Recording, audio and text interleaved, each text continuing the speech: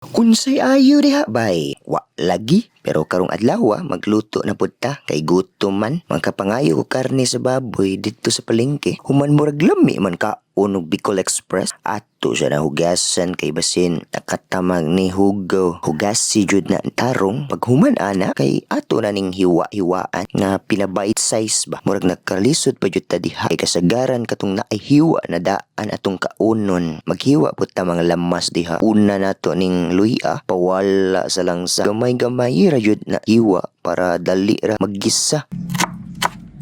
Human kay kaning ahos nato sumbag-sumbaga ninyo. Human hiwaan na gamay pud pili pud na nato sibuyas bombay na humot sa atong luto.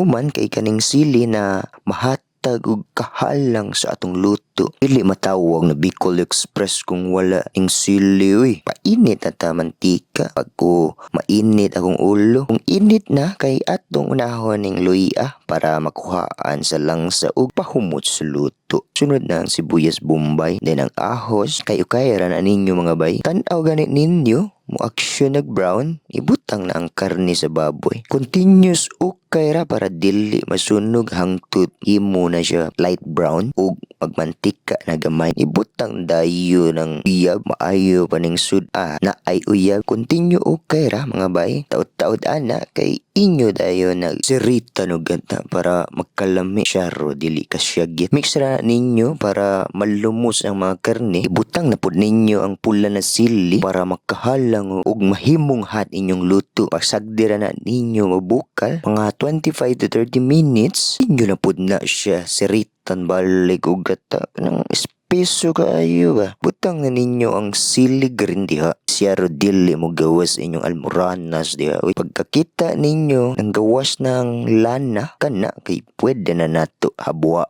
Lord, thank you sa pagkaon niya sa akong atubangan. Amen. Unang subo kaon tabay. Stang lami abay. Samtang gipaak nako ang karne kay ginapaag man pud ko sa sili. Pinaakay na lang jud ming duha. Kahatay jud ni og lami ang halang. Mura ra gud na mga bay na hat lami man jud na. Aning dish na must try jud ninyo mga bay. Yan mga istorya about aning Bicol Express. Ang nagsulti na sa Bicol ni gikan kay mga tao ganahan ko ng mga spicy food dito sa Bicol. Na nagsulti naa ka restaurant sa Manila kay ang tag-iya nahan muluto sudan na tolerable spicy level. Human kay wa man siya kabaluon sa pangalan. Akto na ay ni Agi na train padung Bicol o iya gipangalan Bicol Express. Basta daghan palaing chismis about aning sudan.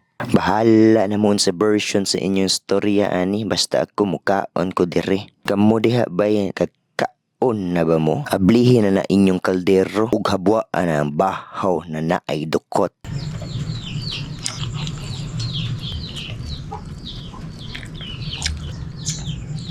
Lami ajud bay oy. Ako na mo diha. Ayaw mo pagutom. Salamat. Amping.